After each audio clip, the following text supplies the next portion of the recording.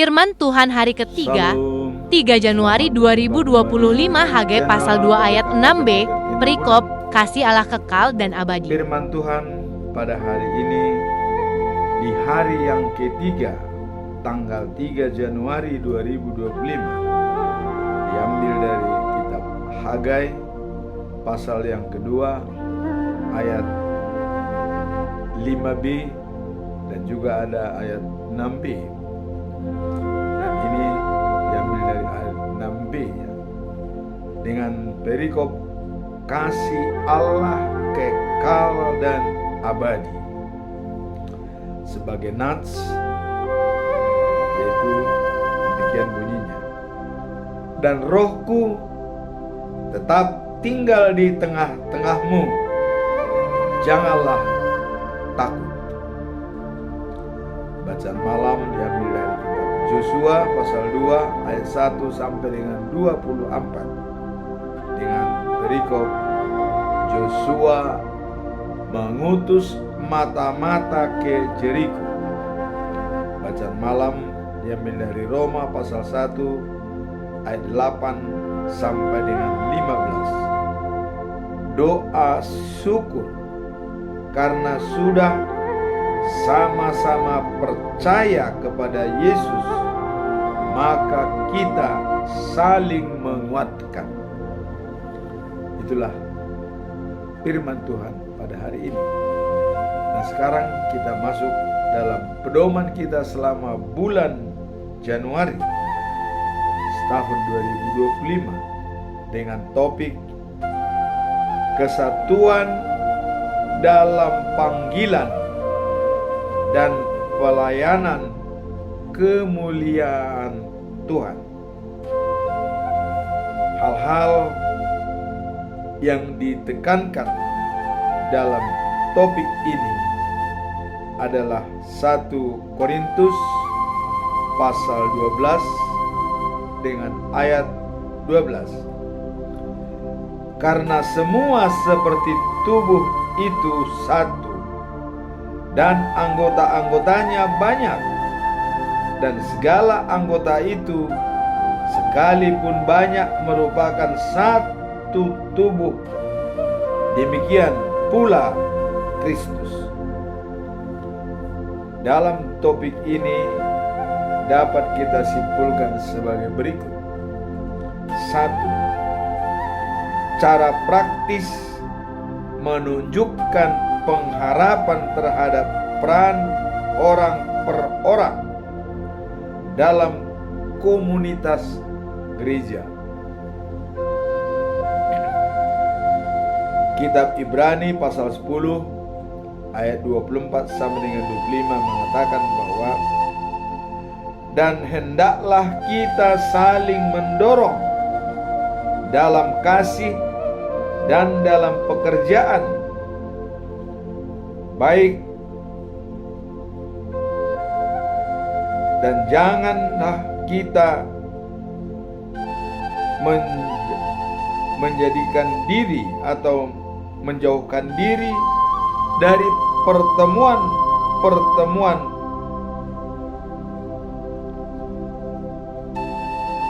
bila kita. Jadi pertemuan-pertemuan dalam ibadah kita, jangan menjauhkan diri dari pertemuan-pertemuan ibadah kita seperti kebiasaan beberapa orang. Tetapi marilah kita saling mengasihi. Jadi ada juga kebiasaan beberapa orang malas untuk pergi ke pertemuan-pertemuan seperti kebaktian di sektor ya. Kadang-kadang bapak tidak ada, hanya ibu-ibu. Jadi ini dikatakan dalam hal cara untuk melihat bagaimana kesatuan di dalam Kristus ya.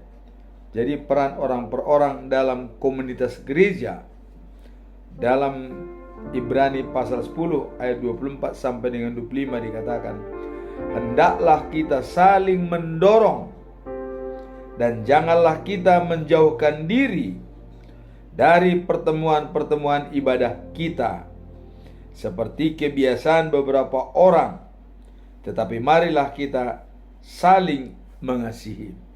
Itulah yang pertama.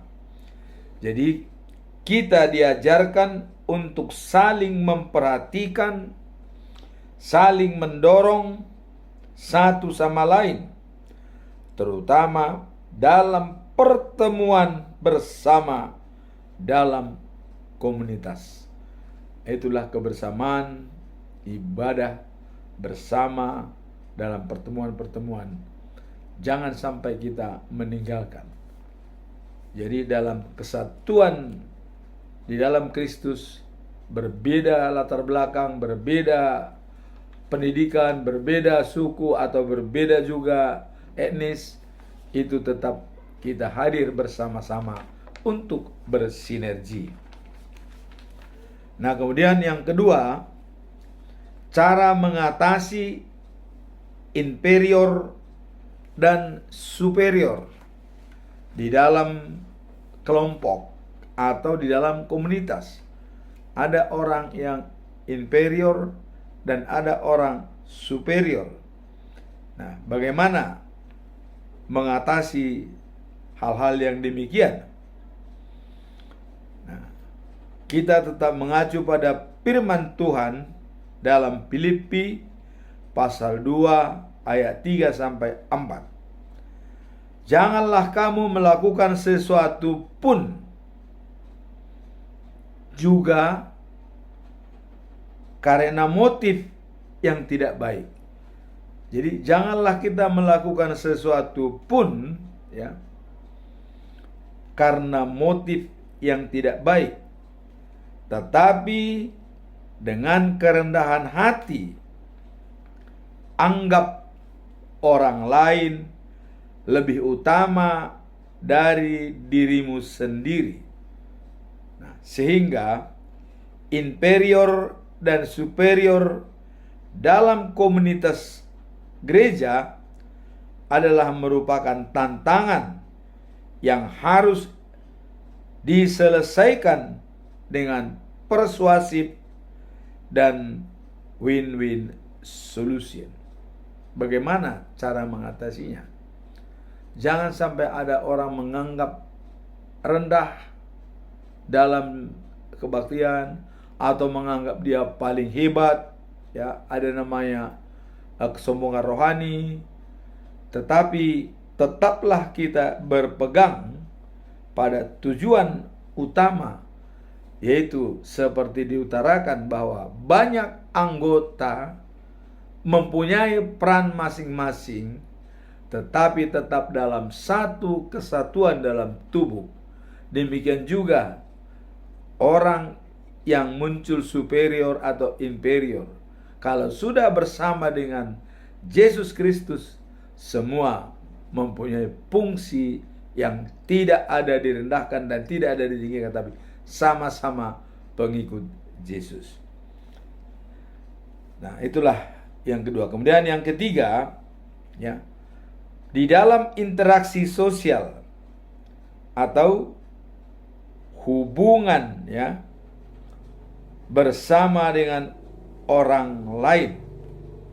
Nah, di sini bagaimana kita menyikapinya di dalam Alkitab, ya.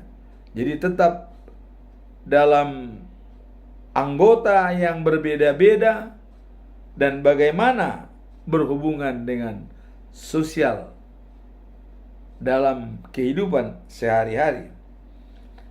Amsal 27 ayat 17 dikatakan, janganlah, ya, memuji diri karena esok hari engkau tidak tahu apa yang terjadi hari itu.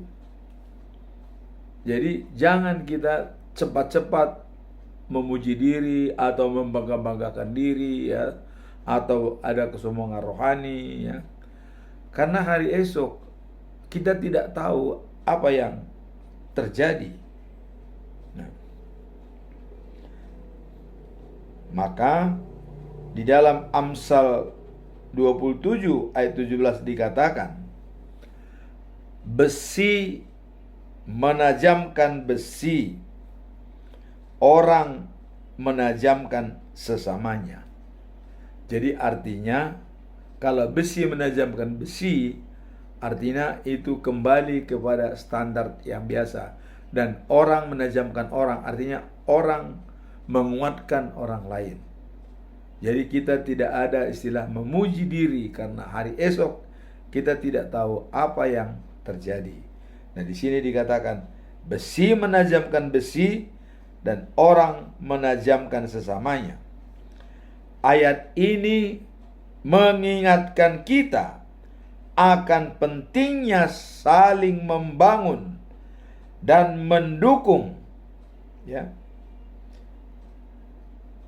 sebagai implementasi kasih Allah kekal dan abadi.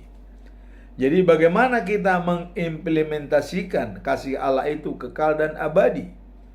Nah, disinilah kita diingatkan untuk selalu membangun hubungan dan juga saling mendukung sebagai implementasi kasih Allah yang kekal dan abadi, sehingga, ya, semuanya menjadi konsepsi sistem. Jadi dari berbagai orang, berbagai talenta, berbagai pemikiran, dia masuk dalam konsepsi sistem dan diikat dengan kasihnya kekal dan abadi. Apa itu konsepsi sistem? Disinilah saling berhubungan, saling mempengaruhi, saling menentukan, dan saling mempercayai antara yang satu dengan yang lain. Itulah dimasukkan dalam konsepsi sistem. Jadi 3 bagian tadi yang kita coba ambil dari bahwa banyak anggota tubuh tetapi tetap satu kesatuan. Walaupun banyak pelayan-pelayan, tetap menjadi satu komando di dalam Yesus Kristus. Dan tidak ada yang menganggap dirinya lebih superior atau inferior. Jadi semua adalah sama di hadapan Tuhan. Itulah pedoman kita dalam 1 Korintus pasal 12 ayat 12 yang mengatakan, ya, karena sama seperti tubuh itu satu dan anggota-anggotanya banyak, dan segala anggota itu sekalipun banyak merupakan satu tubuh, demikian pula Kristus. Jadi banyak anggota mempunyai talenta, mempunyai keahlian yang berbeda-beda, namun tetap dalam satu kesatuan. Dan itulah tadi yang kita lihat dalam 3 perspektif. Yang pertama adalah cara praktis menunjukkan pengharapan terhadap peran orang per orang dalam komunitas gereja. Kemudian yang kedua adalah cara mengatasi inferior dan superior, ya, mungkin muncul dalam komunitas gereja, supaya tetap mengacu kepada satu tubuh dari banyak macam-macam anggota, dari bermacam pelayanan, dan tetap mengacu kepada satu kesatuan dengan Yesus sebagai ukuran dalam pelayanan tersebut. Dan yang ketiga, dalam interaksi sosial, menggunakan bahwa kita satu kesatuan. Di sini tadi dikatakan bahwa besi menajamkan besi dan manusia menajamkan sesamanya. Ini berarti terjadi konsepsi sistem dari semua anggota-anggota yang ada, pelayan-pelayan yang ada, yang saling mempengaruhi, saling berhubungan, saling membutuhkan, saling membantu antara yang satu dengan yang lain. Inilah pedoman kita selama bulan Januari 2025. Sekarang kita masuk dalam perikop hari ini, yaitu kitab Hagai pasal yang kedua ayat 6b. Siapakah Hagai ini? Mari kita lihat. Hagai adalah salah satu nabi dalam Alkitab yang dikenal karena peranannya membangun kembali bait suci di Yerusalem.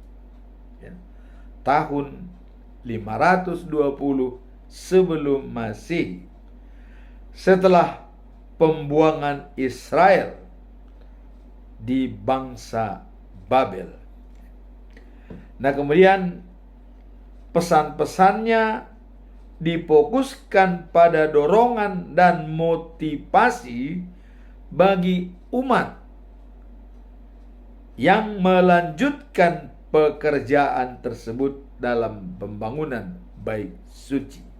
Jadi memberikan dorongan dan motivasi kepada umat, ya, supaya tetap semangat. Nah, dalam kitab Hagai terdapat 2 bab mencatat 2 wahyu utama yang diterima oleh Nabi Hagai. Yang pertama, ya, ketika ia menasihati umat Allah kembali dari pembuangan untuk tidak meremehkan pekerjaan membangun bait suci yang baru. Hagai pasal 2 ayat 3. Ia mengingatkan mereka akan kehadiran Allah yang menyertai mereka dan menghargai setiap usaha mereka. Jadi dengan membangun bait suci itu adalah melambangkan kehadiran Allah yang akan dibuat oleh mereka. Adanya kehadiran Tuhan di dalam mereka, dan Allah akan menyertai mereka dan menghargai semua usaha mereka. Itulah yang pertama. Yang kedua, Hagai menekankan bahwa Allah berjanji akan memenuhi rumahnya yang baru dengan kemuliaan yang lebih besar dari yang sebelumnya.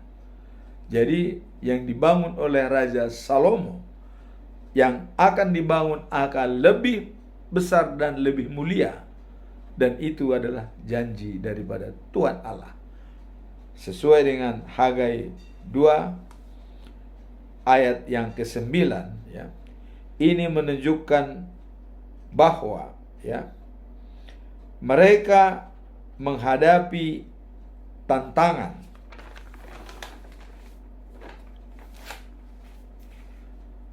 Tuhan selalu ada dan menyediakan kekuatan untuk melihat visi dan rencananya terpenuhi.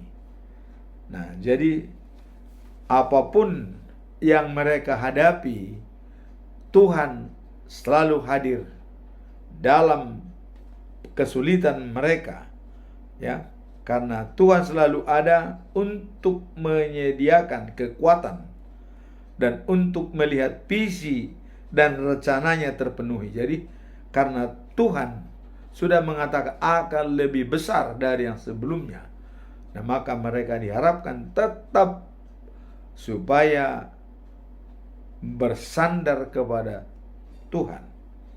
Nah, Hagai pasal 3 ayat 3 dikatakan, siapa di antara kamu masih hidup? Jadi ada renungan. Jadi di sini dikatakan bahwa siapa di antara kamu yang masih hidup melihat rumah ini dalam kemuliaannya yang dahulu. Jadi pada waktu dibangun oleh Raja Salomo, siapa yang masih hidup melihat kemegahan daripada bait suci itu? Kita tahu bait suci dibangun oleh Raja Salomo 48 tahun, lengkap dengan ada emas di dalam bait suci dan menaranya sangat bagus. Di sini dikatakan siapa yang melihat pernah yang dibangun itu. Nah, kemudian dikatakan, dan bagaimana sekarang? Apakah itu tampak di matamu seperti sesuatu yang tiada artinya? Jadi artinya, bagaimana sekarang? Dengan runtuhnya semua rata, tidak ada lagi bangunan. Tidak ada artinya. Yang kemegahan itu dulu, bila dibandingkan dengan sekarang, tidak ada artinya. Ini adalah untuk memberikan motivasi kepada bangsa Israel agar dalam membangun bait suci yang diprogramkan oleh Hagai, supaya mereka serius menjalankannya. Ayat ini menunjukkan pentingnya mengingat untuk tidak meremehkan tugas membangun bait suci yang baru. Jadi dengan begitu melihat kemegahan itu dulu, tentu akan menjadi motivasi membangun yang baru, karena sudah jadi reruntuhan. Inilah yang dimaksud Hagai. Siapa yang masih melihat bangunan dulu, masih hidup? Dan bagaimana keadaannya sekarang? Bagaimana pikiran kita? Ini adalah untuk menggugah bangsa Israel supaya dalam pembangunan bait suci yang diprogramkan oleh Hagai bisa berjalan dengan baik. Nah, dalam ayat ini ya, secara utuh Hagai ya, pasal 2 ayat 6 ya. Kita lihat di sini ayatnya utuh ya. Tetapi sekarang kuatkanlah hatimu, hai Zerubabel. Demikianlah firman Tuhan. Kuatkanlah hatimu, hai Joshua bin Yosadak. Ya. Imam besar, kuatkanlah hatimu, hai segala rakyat negeri. Demikianlah firman Tuhan. Ya. Bekerjalah, sebab aku ini menyertai kamu. Demikianlah firman Tuhan semesta alam. Nah, sekarang apa makna dan pesan moral ayat ini? Dan dalam pasal 2 ayat 6b dikatakan, dan rohku tetap tinggal di tengah-tengahmu, jangan takut. Ini adalah merupakan jaminan dari Tuhan bahwa Roh Allah akan berada di tengah-tengah umat Israel. Maka dikatakan jangan takut. Nah, apa makna dan pesan moral dari perikop ini? Makna dari ayat ini adalah bahwa janji Tuhan yang telah ditetapkan kepada umatnya di masa lalu, dan bagaimana dia berkomitmen untuk mengatasi dan memberikan kekuatan di dalam setiap situasi. Jadi Tuhan selalu hadir. Itulah makna dalam perikop ini, bahwa tadi dikatakan rohku tetap tinggal di tengah-tengahmu, janganlah takut. Jadi komitmen Tuhan selalu hadir bersama bangsa Israel. Kemudian apa pesan moral dari perikop ini, bahwa keberadaan Tuhan dan kuasanya selalu tersedia bagi mereka yang percaya. Inilah pesan moral. Jadi kekuatan kuasa Tuhan itu selalu tersedia bagi mereka yang percaya. Apakah berlaku bagi orang yang tidak percaya? Tidak mungkin. Hanya bagi mereka yang percaya. Maka Tuhan juga pernah mengatakan ya, bahwa Dia akan melihat orang yang beribu-ribu, mengasihi mereka yang beribu-ribu, yang mengikuti firman-Nya atau mengikuti Tuhan. Nah, kemudian bagaimana conclusion atau kesimpulan dari perikop hari ini, bahwa Rohku tetap tinggal di tengah-tengahmu, janganlah takut. Bagaimana konklusinya atau kesimpulan dari masalah ini? Pertama, ya, kehadiran Roh Allah dalam hidup kita sehari-hari, terutama di masa-masa sulit, memberikan pengharapan dan kekuatan yang luar biasa bagi kita yang percaya kepadanya. Inilah kesimpulan kita, konklusinya, bahwa Tuhan selalu hadir bagi orang yang percaya, ya, akan membantu di dalam masa-masa sulit dan penuh tantangan.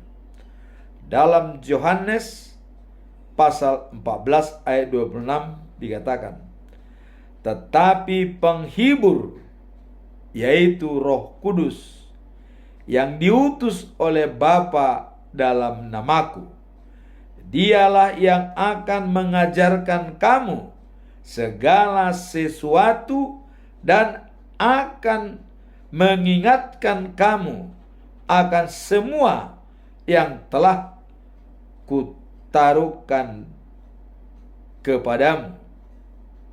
Apa yang sudah ditaruh Tuhan kepada kita? Apa yang sudah dipatrikan, dimateraikan kepada kita? Kita waktu pendewasaan iman, waktu kita naik sidi, ya, dan juga dalam waktu melangsungkan perkawinan, ada firman Tuhan yang dipatrikan kepada kita. Dan apalagi kalau kita menjadi hamba Tuhan, ada ditabiskan, ada bahwa dalam pentabisan itu Tuhan memberikan ayat firman Tuhan yang bisa kita pegang. Nah, dalam conclusion pertama ini, bahwa Roh Kudus berfungsi sebagai penghibur dalam setiap langkah kita. Nah, kemudian conclusion yang kedua, yaitu bagaimana kita memelihara iman dan menjaga iman. Dalam situasi sulit, kita diajak untuk tetap bersandar kepada Tuhan dan percaya bahwa Dia selalu menyertai kita. Dalam Roma 15 ayat 13 dikatakan, semoga Allah, sumber pengharapan, memenuhi kamu dengan segala sukacita dan damai sejahtera dalam imanmu. Inilah yang memelihara iman kita sebagai konklusi yang kedua. Kemudian konklusi yang ketiga, yaitu langkah-langkah praktis. Apa yang kita lakukan? Salah satu langkah utama adalah dengan meluangkan waktu untuk berdoa setiap hari. Doa adalah berbicara dengan Tuhan. Kesimpulan akhir dalam Filipi pasal 4 ayat 6 dan 7. Janganlah hendaknya kamu khawatir tentang apapun juga, tetapi nyatakanlah dalam segala hal keinginanmu kepada Allah dalam doa. Demikianlah firman Tuhan pada hari ini, dan kiranya firman ini menjadi bekal bagi kita dalam mencari kebenaran firman Tuhan. Amin. Tuhan memberkati.